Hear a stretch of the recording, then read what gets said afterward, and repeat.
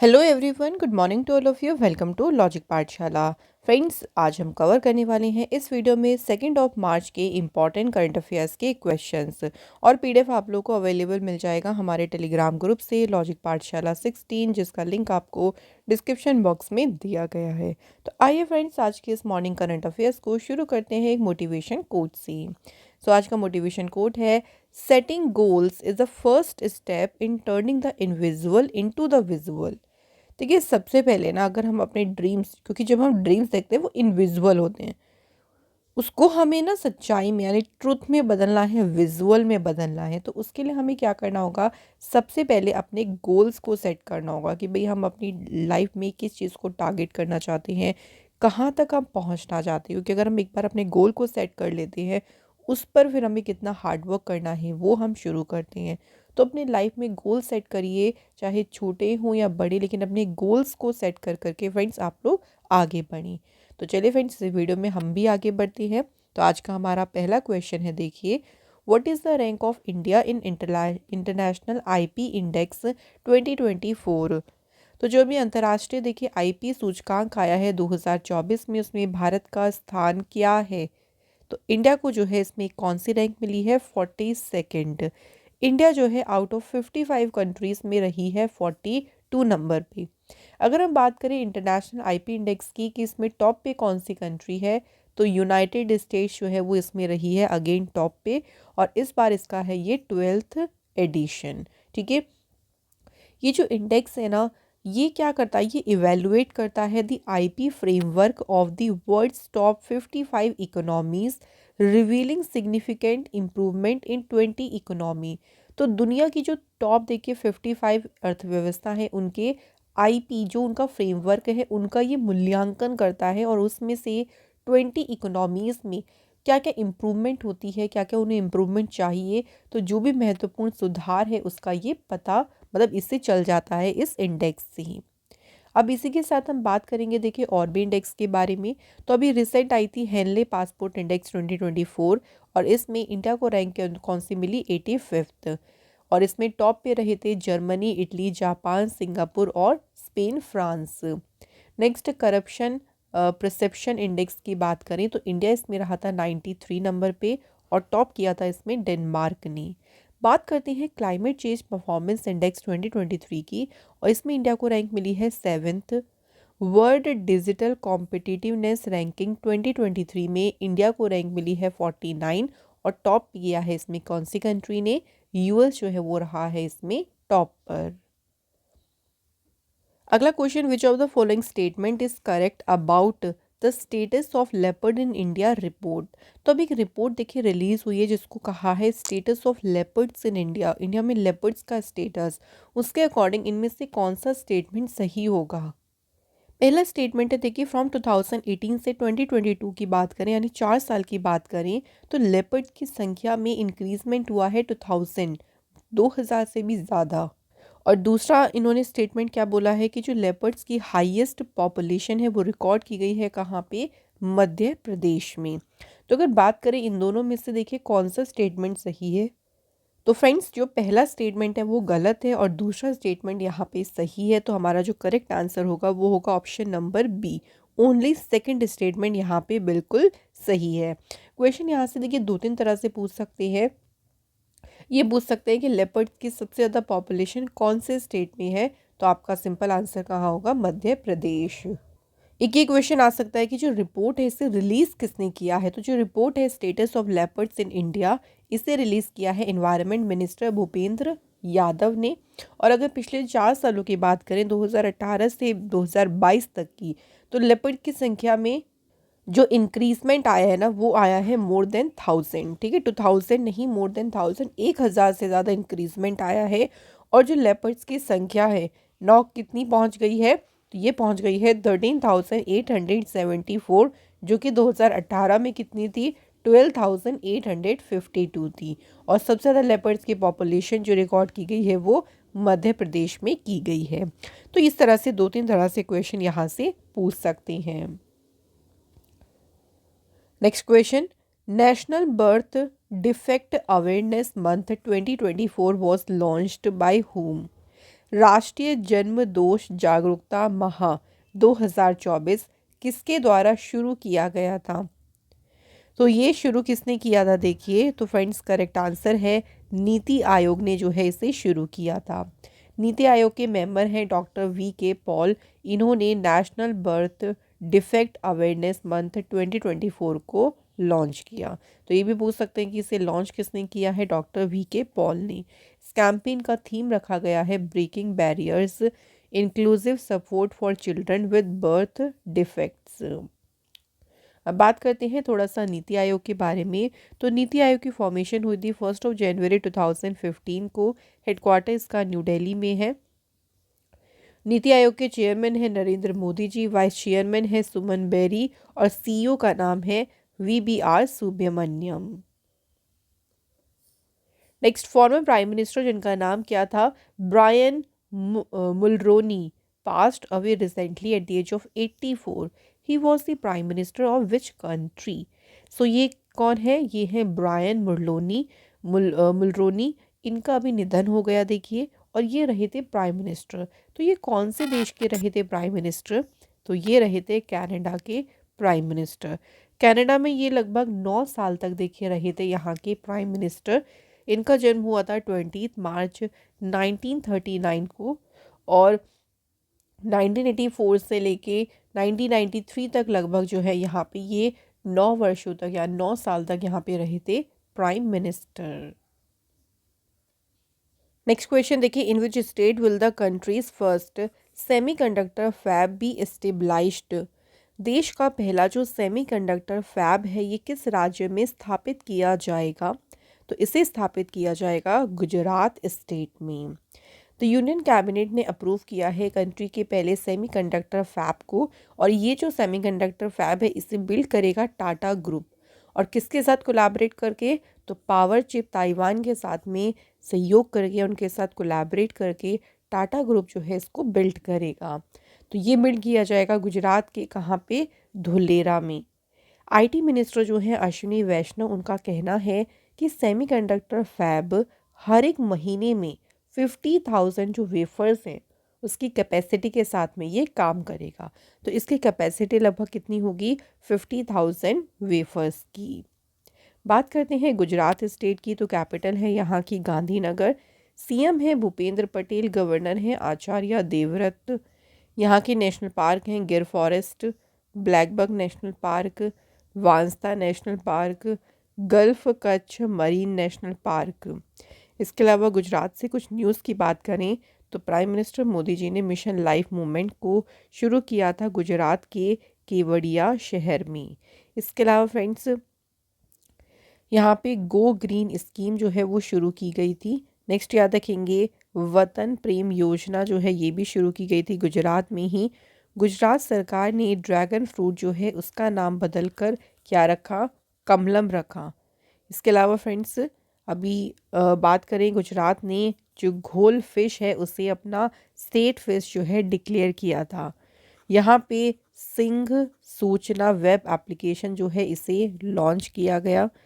Next याद रखेंगे गुजरात ने अंत्योदय श्रमिक सुरक्षा योजना को लॉन्च किया था।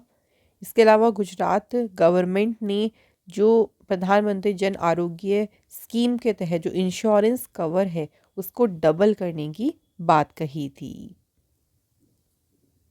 नेक्स्ट क्वेश्चन देखते हैं, Maruti Suzuki India has partnered with which bank for dealer financing solutions? So Maruti Suzuki dealer ने देखिए डीलर वित्त पोषण समाधान के लिए किस बैंक के साथ में जो है साझेदारी की है? तो इन्होंने साझेदारी की है यूनियन बैंक ऑफ इंडिया के साथ मिलकर।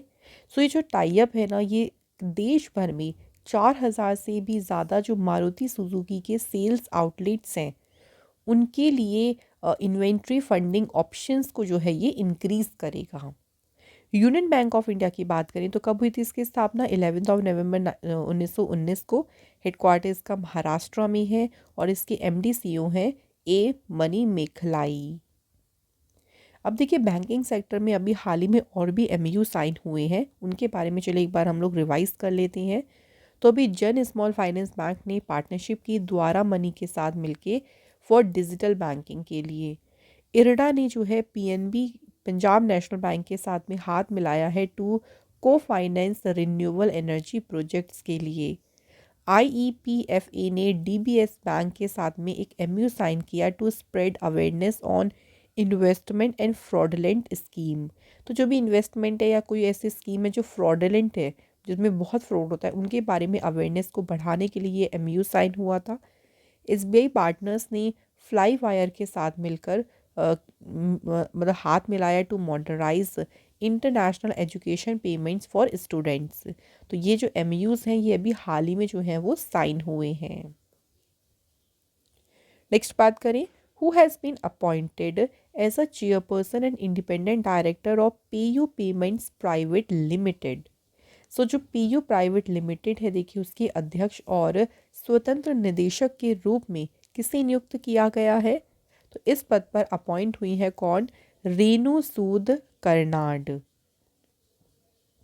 अब कुछ और अपॉइंटमेंट्स की बात करें तो देखिए एसबीएम वेब बैंक जो इंडिया है उसके एमडी सीईओ बने हैं आशीष विजयाकर। बैंक ऑफ इंडिया के नॉन ऑफिशियल डायरेक्टर बने MR Kumar. Indian overseas bank के नॉन एग्जीक्यूटिव चेयरमैन बने हैं श्रीनिवासन श्रीधर। यूको बैंक की अगर बात करें नॉन एग्जीक्यूटिव चेयरमैन कौन बने? तो ये बने हैं अरवा मुदन कृष्णा। तो इनको 3 साल के लिए अपॉइंट किया गया है।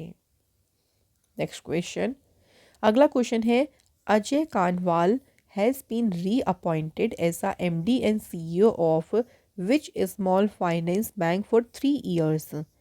सो ये कौन है? देखिए ये है अजय कनवाल और 3 साल के लिए ये कौन से स्मॉल फाइनेंस बैंक के एमडी सीईओ अपॉइंट हुए हैं? तो स्मॉल फाइनेंस बैंक कौन सा है? जन स्मॉल फाइनेंस बैंक के बने हैं ये एमडी और सीईओ। 3 साल के लिए बने हैं और ये रहेंगे मार्च 2027 तक। जन स्मॉल फाइनेंस बैंक की बात करें तो इसकी स्टेबलाइजमेंट हुई थी 2018 को। हेडक्वार्टर इसका है बेंगलुरु में। नेक्स्ट क्वेश्चन है, who has been appointed as the director general of the national security guard. So जो राष्ट्रीय सुरक्षा गार्ड है, देखिए उसके महानिदेशक यानी जो डायरेक्टर जनरल हैं, डायरेक्टर जनरल कौन नियुक्त किए गए हैं? तो इस पद पर अपॉइंट हुए हैं दलजीत सिंह चौधरी। दलजीत सिंह चौधरी जो हैं ये 1990 बैच के हैं आईपीएस ऑफिसर। एनएसजी यानी नेशनल सिक्योरिटी गार्ड, इसे जो है ब्लैक कैट्स जो है इसे कहा जाता है। नेशनल सिक्योरिटी गार्ड जो है इसकी स्थापना कब हुई थी? 16 अक्टूबर 1984 को और हेडक्वार्टर लोकेटेड है इसका न्यू दिल्ली में। नेक्स्ट क्वेश्चन की बात करें तो देखिए in February 2024 who became the first Indian citizen to receive an honorary knighthood from United Kingdom's King Charles third. तो यूनाइटेड किंगडम के जो किंग हैं चार्ल्स थर्ड, उनसे मानद नाइटहुड प्राप्त करने वाले पहले भारतीय नागरिक कौन बने हैं? फर्स्ट इंडियन सिटीजन बने हैं सुनील भारती मित्तल, जिनको एक ऑनरी नाइटहुड मिला है यूके के किंग चार्ल्स थर्ड से। अब इन्हें ये क्यों मिला है, ये ऑनर क्यों मिला है? तो इंडिया और यूके के बीच जो बिजनेस टाइज हैं, जो व्यापारिक संबंध हैं, उनको और भी स्ट्रॉन्ग करने में और भी बढ़ाने में जो उनका कंट्रीब्यूशन है उसी को मान्यता देते हुए उन्हें इस ऑनर से जो है सम्मानित किया गया है। तो याद रखेंगे फर्स्ट इंडियन बने हैं ये। सो वेरी इंपॉर्टेंट क्वेश्चन हो जाएगा। नाम है इनका Sunil Bharti Mittal.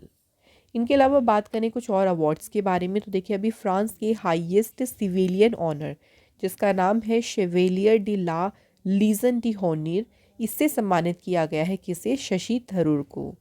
Innovative technology development award किसे मिला? आरईसी लिमिटेड को। 58th ज्ञानपीठ अवार्ड ये मिला है उर्दू पोएट गुलजार और संस्कृत स्कॉलर जगत गुरु राम भद्राचार्य को।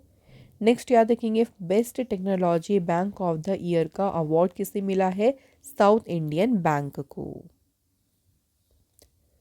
तो करंट अफेयर्स के क्वेश्चंस तो हमारे कंप्लीट हो गए हैं, लेकिन अभी हम बात करेंगे स्टडी जीके के क्वेश्चंस की। तो पहला क्वेश्चन देखिए, who was the president of Indian National Congress session held in Patna in 1912। 1912 में देखिए जो पटना में इंडियन नेशनल कांग्रेस का जो अधिवेशन हुआ था उसके अध्यक्ष कौन थे? तो अध्यक्ष थे इसके RN मुधोलकर। ठीक है, याद रखेंगे। इनका पूरा नाम क्या है? राव बहादुर रघुनाथ नारायण सिन्हा मुधोलकर। ये रहे थे पटना में जो है आयोजित जब भारतीय राष्ट्रीय कांग्रेस का अधिवेशन हुआ था 1912 में, उसके ये अध्यक्ष रहे थे।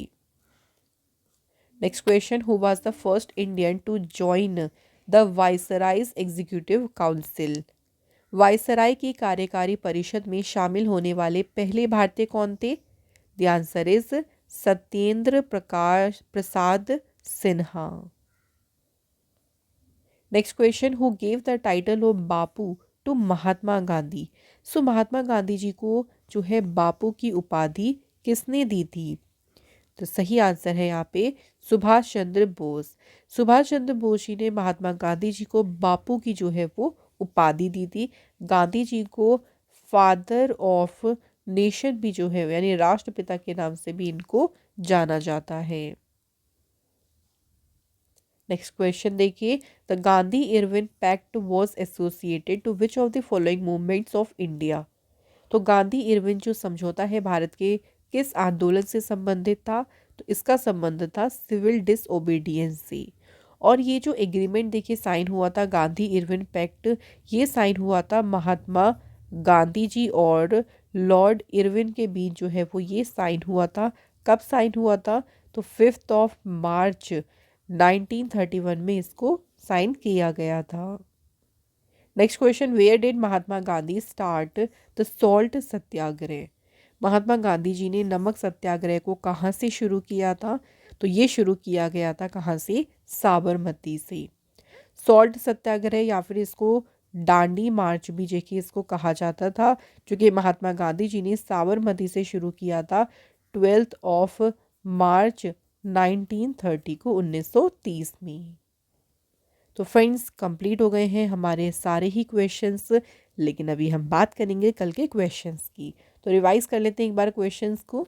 पहला क्वेश्चन देखिए, which country will scrap world's first law banning tobacco sale? कौन सा देश तंबाकू की बिक्री पर प्रतिबंध लगाने वाला दुनिया का पहला कानून खत्म करेगा? तो ये कौन सा देश करेगा? New Zealand. Prime minister Narendra Modi ji has laid the foundation stone for the Indian ISRO second spaceport in which state? तो देखिए इसरो का जो दूसरा स्पेस पोर्ट है इसकी आधारशिला रखी गई है तमिलनाडु स्टेट में। Next, what is the name of the animal rescue conservation and rehabilitation initiative, जिसको शुरू किया है रिलायंस फाउंडेशन ने जामनगर गुजरात में? तो इस पहल को नाम क्या दिया है उन्होंने? Vantara. By which year India जो है वो खुद का स्पेस स्टेशन स्पेस में जो है स्थापित करेगा? तो किस वर्ष तक करेगा? 2035 तक। Next, which state government has launched the chief ministers universal life insurance scheme? तो किस राज्य सरकार ने मुख्यमंत्री सार्वभौमिक जीवन बीमा योजना शुरू की है?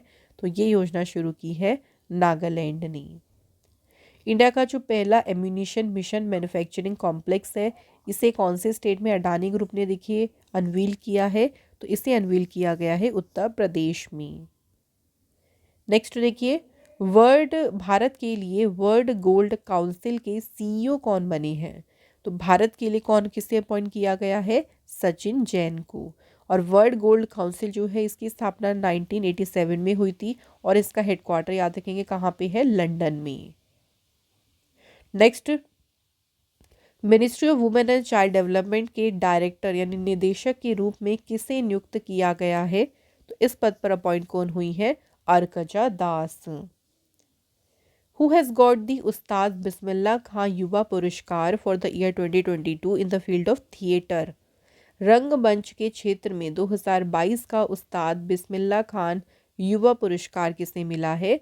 बेलूर रघुनंदन को। तो यहाँ हमारे क्वेश्चंस हो गए सारे ही कंप्लीट। कल देखिए आपसे जो टेस्ट के क्वेश्चन पूछे थे उनको एक बार डिस्कस कर लेते हैं।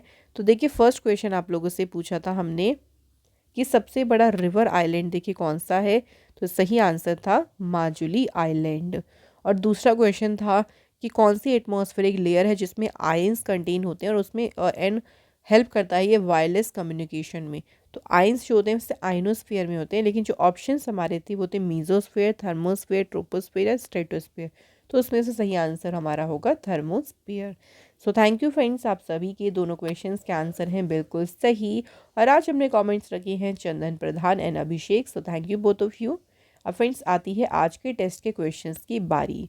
तो देखिए आज का पहला क्वेश्चन क्या है। Who is the author of the book, जिसका टाइटल है ब्रेकिंग द मोल्ड। तो यहाँ पे बुक है, इसके लेखक कौन है। और दूसरा क्वेश्चन क्या है कि जो वर्ल्ड स्पाइस कांग्रेस का 14th एडिशन था ये कौन से शहर में आयोजित किया गया था। तो ये आज के हमारे हैं दो क्वेश्चंस। आप लोग इनके आंसर हमें जल्दी से फ्रेंड्स बता दीजिए कमेंट बॉक्स में। इसी के साथ इस वीडियो को यहाँ पे हम एंड करते हैं। फ्रेंड्स अगर आपको हमारी वीडियो पसंद आई हो तो प्लीज़ वीडियो को लाइक ज़रूर किया करें, शेयर किया करें ज़्यादा से ज़्यादा। और अगर आप हमारे चैनल पे नए हो तो प्लीज़ चैनल को सब्सक्राइब ज़रूर करें। Thank you so much for watching this video.